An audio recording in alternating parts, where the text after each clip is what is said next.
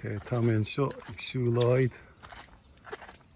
Síos an cosán ghloine agus tá scanra an domhan orm anis. Tá an-eagla orm. Is é an áit amháin sa tín agus leis an cosán seo.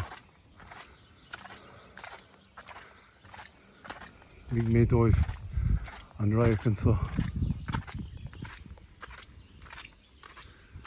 Nach bhfuil sé úntach ar fad.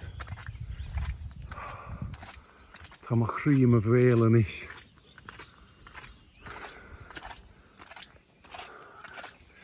Níor bhailim ag fécinn síos. Ach, ní bhíon aon sais scanner ag meníon agus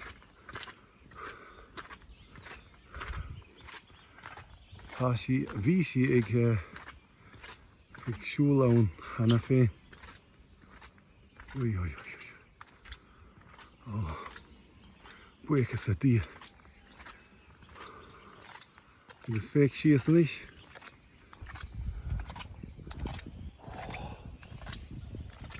Agus ar an taobh eile féic an sráid bhailinn so.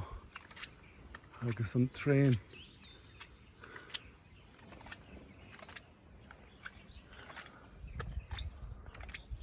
Ní bhíonn sé ní bhíonn sé sturmúil anis. Agus tá an drochaimsir imethe go dtí cosfarraige.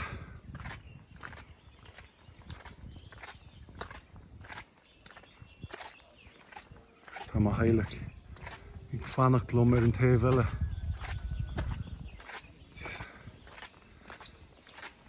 Sin é mo cheann deireanach ag déanamh an rud seo.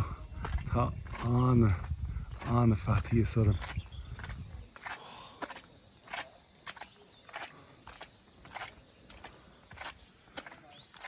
Béir go bhfuil sé an chéad am go bhfuil aon sais cuairteoirí ag dul so ag caint as Gaeilge chum. Jesus. Iesú Christ, tá mo chríom a bhéal. Ok, sin é. Well, tá mé rais 3 nóméid agus má bhain chéile bhfuil si dulan an so chomh. Ok. Tá mé rais ar bord an sléite anis agus nig dom iad ag fécint ar an roichead seo.